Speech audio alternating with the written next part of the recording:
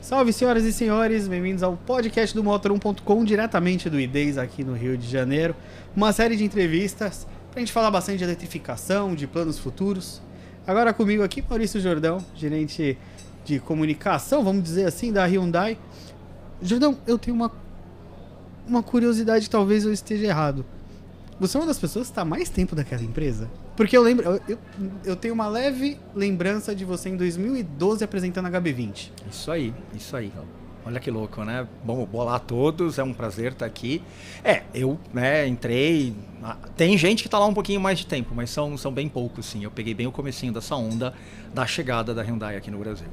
E agora você está provavelmente numa fase, vamos dizer, talvez a fase mais movimentada desde o HB20, com a chegada do i20? Olha, lembra muita coisa. Eu acho que quando a gente conversa, né, nós que estamos há mais tempo lá, pô, isso aqui lembra.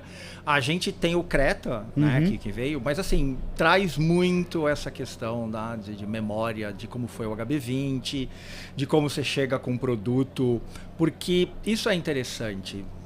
Claro. Se a gente for desenvolver o raciocínio, mas o HB20 chegou primeiro, nossa, foi aquela coisa. O Creta chegou, mas ele já tinha alguns outros mercados e tal. Veio numa versão brasileira, mas agora essa premiere global do i20 aqui está trazendo muito esse sentimento de que o mundo está olhando. E aí a repercussão de vocês, a repercussão dessas mídias que tem essa abrangência internacional, sai coisa na Índia, sai coisa na China, sai... Então tá um pouco essa memória assim do que foram aqueles primeiros momentos. E como é que tá o pessoal do Brasil com esse... A gente pode falar que é um orgulho de estar mostrando um produto global, ajudou a desenvolver muito desse produto global, mostrou esse produto global para o mundo inteiro. Como é que tá o orgulho do pessoal lá dentro? Desde a fábrica de Piracicaba, dentro do escritório, como é que tá essa... Isso é bem legal. Isso também, você vai falar, poxa vida, né, são aí 15 anos, 16, depende como você conta aí, mas muita coisa mudou em tecnologia, e aí esse lançamento, foram duas coisas interessantes que são diferentes. A gente pode depois falar um pouco mais disso, mas a gente pode aproveitar e está aproveitando a Copa do Mundo, então isso é uma coisa bem legal, mas a tecnologia, porque a gente entrou com o pessoal, primeiro a gente transmitiu o lançamento de onde estava acontecendo, direto para a fábrica. A gente parou a fábrica, combinou, o pessoal foi lá pro restaurante da fábrica. E normalmente o pessoal da fábrica ele é muito orgulhoso com o produto que ele faz, né? Isso, exato. Então, está tudo planejado, eles foram lá ver, eles viram o lançamento acontecendo em tempo real, eles entraram no link no lançamento, então, quer dizer, foi assim... isso tudo eu acho que só evidencia essa parceria, mas... Como eu falei, a tecnologia ajuda isso a ser viável. Então foi bem intenso. Dá para dizer que esse orgulho foi até potencializado porque o pessoal se viu. E depois, assim, momentos depois do lançamento, de novo a tecnologia e talvez, né, a potência da Copa acontecendo, aí também explode. Aí, então, por exemplo, se comparar com o HB20 há 15 anos, você não tinha as redes sociais, né, as plataformas desse jeito. Então, quer dizer, todo mundo pôde postar, se viu postado, né, interagiu com o post do outro. Foi uma coisa bem interessante mesmo. E aí esse orgulho, como eu falei, só foi potencializado. Porque, assim, você também tem isso...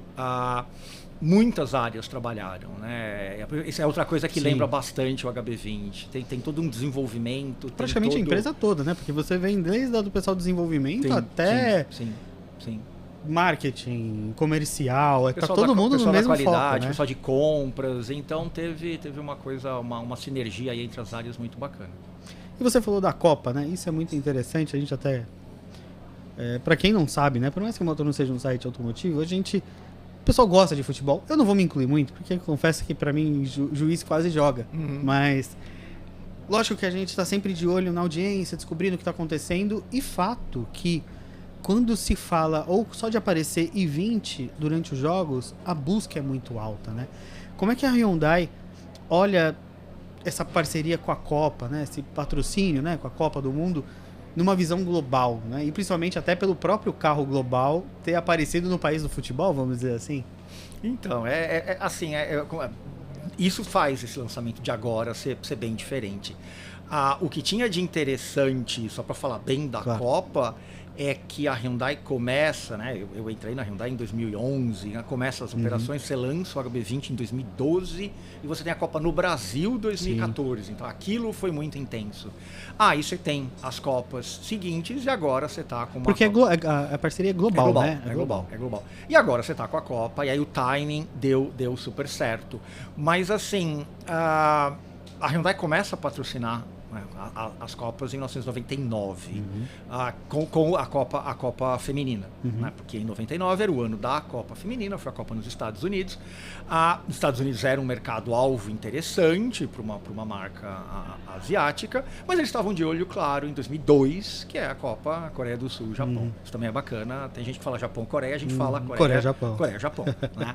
Então a Copa de 2002, e aí o Brasil ganha essa Copa, então quer dizer, já começa um pouco essa magia. E aí você tem ativos muito legais quando você está com a Copa, essa exposição, né, da marca, acho que é o primeiro de todos. Aí você tem, dependendo no país onde é sede da Copa, você tem os veículos designados, então você né, elege alguns veículos para estar lá. Você tem esse ativo super bacana que são os ônibus das seleções, né? Porque a Hyundai não tem a linha de ônibus aqui no Brasil, mas ela tem a linha de ônibus em extremamente forte. Em diversos países, mas aqui a gente aproveitou e usou também quando a Copa foi no Brasil, você faz parceria. Então você vai criando esses ativos. E aí, vou falar de novo na tecnologia, mas as placas de campo viraram uma atração à parte. Nas primeiras placas você tinha o nome e talvez corria algum texto. Agora você entra com a imagem do carro, você entra com a bola rolando, quer dizer, você chama a atenção. E aí, dentro quando a gente percebeu que o lançamento do carro, a gente podia optar, vamos fazer antes da Copa, vamos fazer durante a Copa ou vamos fazer depois? Não, vamos fazer durante a Copa. E vamos aproveitar isso.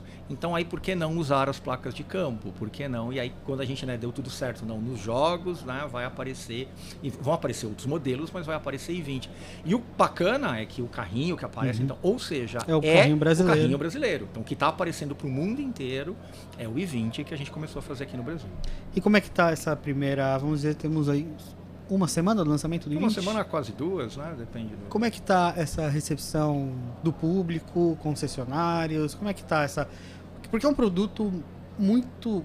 Ele impactou muito porque foi uma grande mudança para o HB20, né? Um carro todo novo, plataforma, todo, um visual que eu sei que muita gente não gostou, mas eu achei o carro bonito, achei o carro bem acabado e ele, vamos dizer assim, acho que até vocês na comunicação, ele não é um SUV. Né? Nesse mundo de SUVs, ele não é necessariamente um SUV. Como é que está a percepção do público? Como é as reações por enquanto? Olha, está bem dentro do que a gente esperava, mas a gente veio construindo isso. Se a gente for pensar, quando começaram os... Então, tem todo esse processo de desenvolvimento, você envolve várias áreas da empresa, você tem as áreas que estão testando. Sim. Aí começaram a aparecer os primeiros flagras do teste. Se a gente lembrar dessa história, aí começou, é o substituto do HB20. Agora acabou, o HB20 acabou. E a gente, peraí que precisamos dar uma informação, aí precisamos clarear um pouco. Aí a gente, olha, é um terceiro modelo. Então não vai substituir o HB20. Então aí tirou um pouquinho aquele olhar de hatch, aí todo mundo correu pro lado do SUV.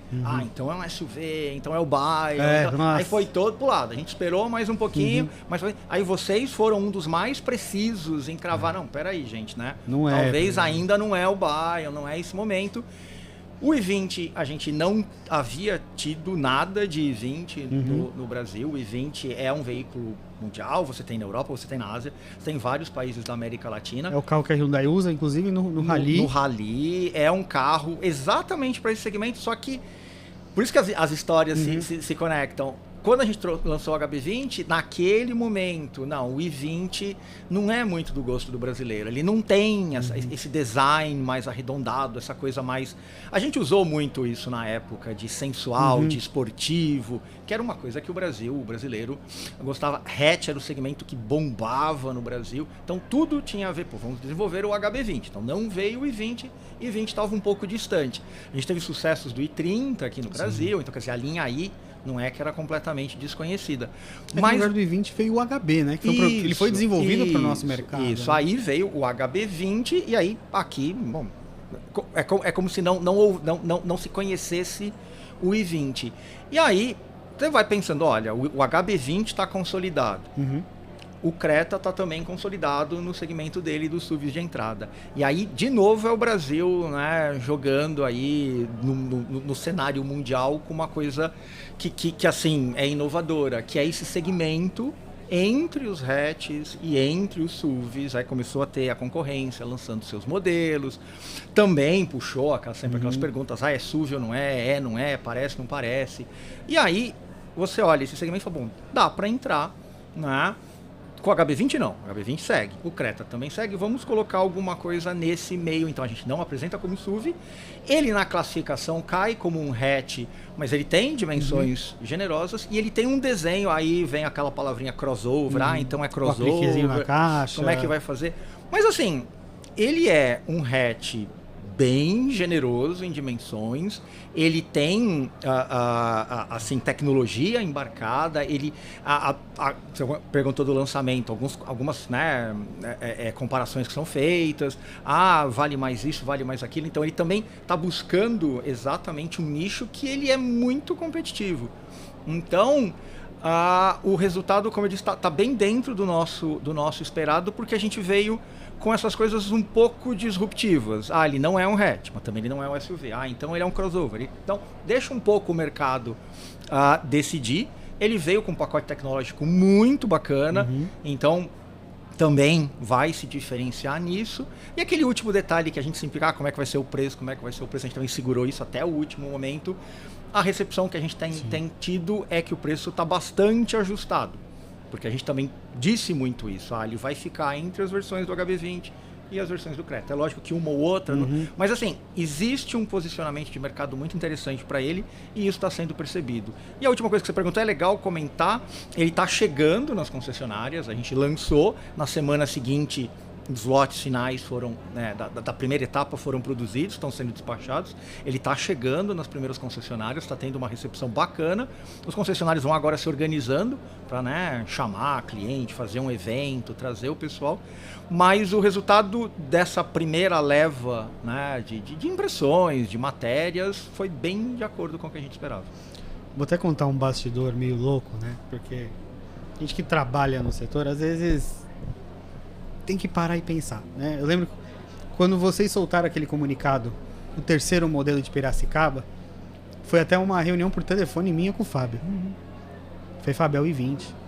Ele, não, é o carro que tá rodando camuflado, Fábio, não faz sentido. Eu falei, pega quanto tempo demora para desenvolver o carro. Se eles vão lançar esse ano, o Bayon nem apareceu. E a concorrência sempre, Bayon. Eu falei, não. Aí o Fábio, vamos arriscar? Eu falei, olha, você não me mandando embora, tá tudo bem. Não. Vamos pôr de 20? Vamos de 20? E no fim, e vocês acertaram. Foi o i20, mas, né? Mas era um raciocínio, assim, possível de ser feito. Sim, de desenvolvimento, né? Pelas evidências. Porque quanto tempo demora para desenvolver o carro? Você tá falando de cerca de 2 anos? 2 anos. E assim, mesmo que fosse, né, o Bayon, porque também teve isso, muita gente... Isso foi uma coisa interessante, porque...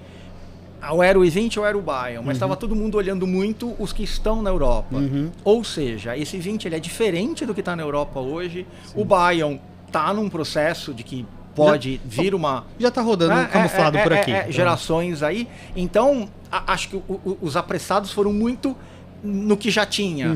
E aí, tá bom, ok. E aí começou a aparecer projeção para todo lado, começou a aparecer... E a gente não é bem assim. O principal ponto naquele momento era deixar bem claro que seria um terceiro modelo, que não seria o sucessor do HB20. Aí a gente observou, e aí realmente essa análise mais precisa, ela começou por vocês, aí ela foi ecoando, e aí os apostadores do Bayon, né, começaram a perder um pouco a ressonância, e eles mesmos foram entendendo. Aí chegou um momento que a gente não falava que era o i20, mas todo mundo já entendia, né, que era o i20 que estava vindo. Mas é um i20 diferente, então isso também é uma coisa que dá pra gente conversar.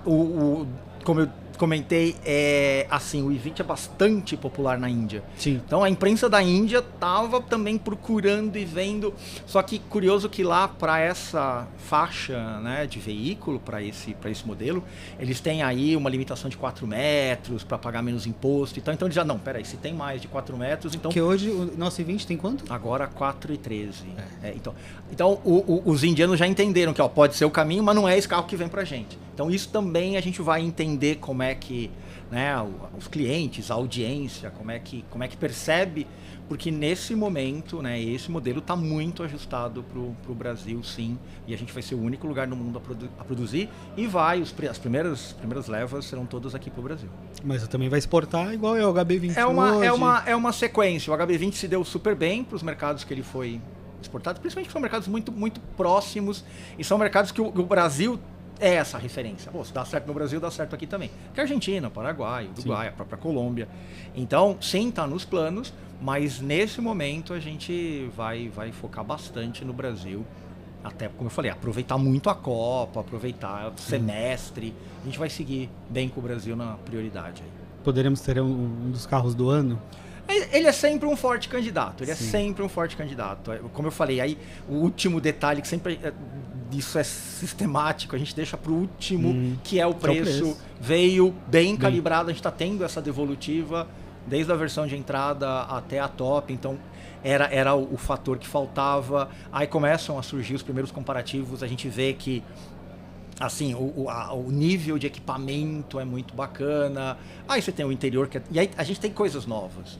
Né? Como ele é essa nova geração do i20 e está começando pelo Brasil, o interior é muito diferente. A gente fala isso porque a gente sempre é suspeito, porque como você vê durante o processo, então você já vai vendo diversas fases, mas quem vê o carro e aí se surpreende com o interior, se surpreende com o espaço, é interessante você poder ver que, é um hatch, mas aí você tem, né, pessoas de altura considerável sentando no banco de trás. Olha o espaço desse carro. Acho que hoje é o mais importante para o brasileiro, principalmente o espaço no banco traseiro. Né? Então tem bastante coisa diferente, tem um espaço bem generoso, ele é praticamente, você vai eleger os concorrentes daqui e de lá, mas pelo menos dos concorrentes diretos ele tem um maior entre-eixo. Então isso é interessante, porque aí é exatamente onde você define o espaço interno. Né? Até comentaram, poxa, o porta-mala é um dos maiores, mas não é podia ser maior, mas é que foi também uma decisão de deixar o entre-eixo maior. É isso que a gente está priorizando. Então tá bem no gosto do brasileiro, sim. E é possível, né? Concorrer bem forte ao carro do ano, sim. E vamos lá. Eu fui num evento, tem cerca de 1 a 2 anos, quando a Hyundai anunciou uma nova fase.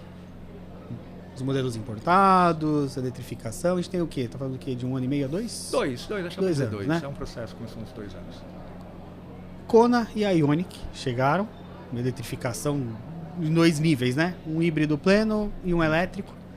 Como é que tá essa comunicação, esse trabalho, essa aceitação do público? Que eu acho que ficou tanto tempo acostumado com HB20, Creta, e trouxe 2 carros que eles são chamativos no design, com tecnologia, adiantaram talvez muita coisa do que a gente viu no i20 agora, né? Como é que está a aceitação do público em cima da eletrificação dentro da Hyundai? Então, a gente começou muito forte sem a eletrificação. Sim. Aí você tem a fábrica em Piracicaba e os modelos deram muito certo nos seus respectivos segmentos, o HB20 e o Creta. Então isso foi abastecendo, tornando a operação rentável, abastecendo a rede, consolidando os clientes. E aí a Hyundai tem a linha eletrificada fora. Então vamos trazer para o Brasil. Você comentou, essa nova fase foi exatamente quando a Hyundai assumiu o controle da exportação, passou a ditar, né, o ritmo da operação completa aqui no Brasil. Então a gente trouxe os primeiros do portfólio, né? E foi justamente o Kona, foi o Ioniq. A gente está trazendo em alguns lotes, então também a gente está com uma, não vou dizer limitação, mas é porque é uma programação. Então a gente vai trazendo o Kona, vai trazendo o Ioniq. Principalmente que esses carros vendem bem na Coreia, Estados Unidos, eles vendem bem no mundo inteiro. A gente veio acompanhando o avanço da eletrificação no Brasil, então com pontos de recarga e como é que isso tudo se ajusta. E isso também, o próprio Brasil, nos últimos 2, 3 anos, é que deu essa arrancada considerável. Então, a gente tem no portfólio, o Kona é o mais versátil deles e está tendo uma aceitação muito bacana.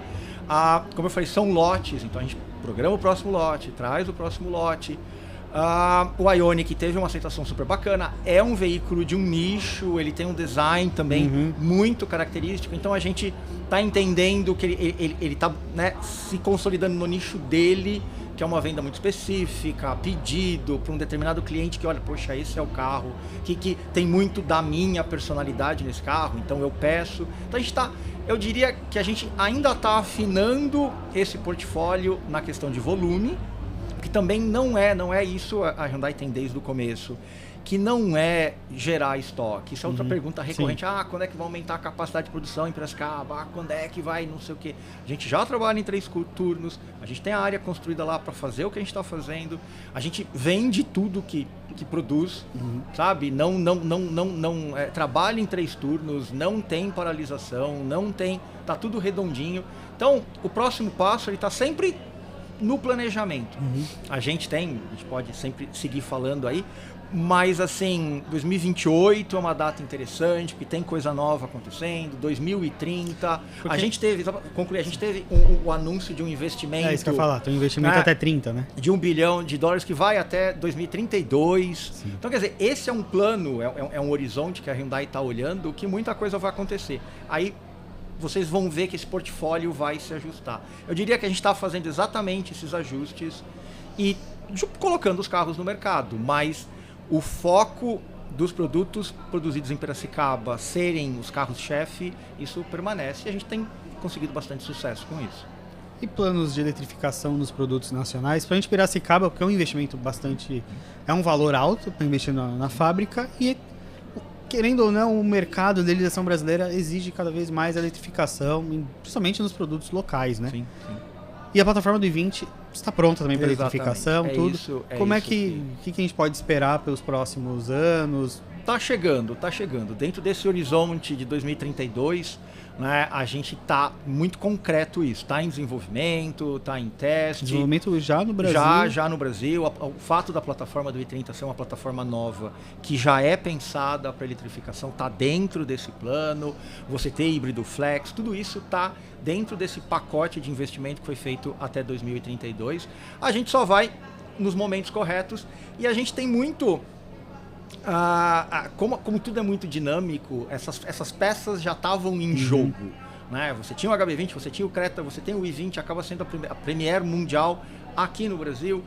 Você tem, né, o Ioniq 5 como um 100% elétrico, assim, muito exitoso. Então você vai trazendo, a gente está jogando, ajustando essas peças, mas essa eletrificação nos produtos fabricados aqui, ela vem.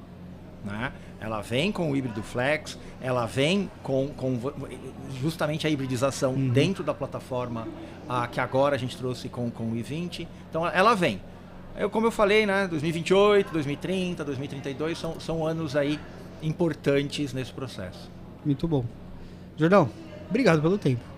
Foi muito legal. Você vai trabalhar muito nos próximos anos, pelo jeito? Vamos sim. E aí, só para que, como a gente falou, vamos trabalhar bastante. A conexão da Copa segue. A gente está também aproveitando para mostrar isso, porque 2027, que é o ano que vem, a Copa é no Brasil, né? Copa feminina. Então é uma outra oportunidade assim que a gente não pode deixar Vai lançar passar. Alguma coisa para a Copa feminina? Fiquem de olho. Porque assim, gente, a gente vai ter uma Copa aqui novamente. Né? E 2030, que é a Copa do Centenário, a gente tem uma parte na América do Sul, que é Uruguai, Argentina e Paraguai, depois tem a fase europeia, mas também é outra Copa muito importante. Como eu falei, as peças já estão se mexendo aí nesse horizonte de 2030, 2032, 2028. Estamos no jogo. Para quem lançou HB20, continua correndo, né? Exatamente. Obrigado, Jordão, pelo seu tempo. Léo. Obrigado pessoal. Vejo vocês numa próxima. Valeu.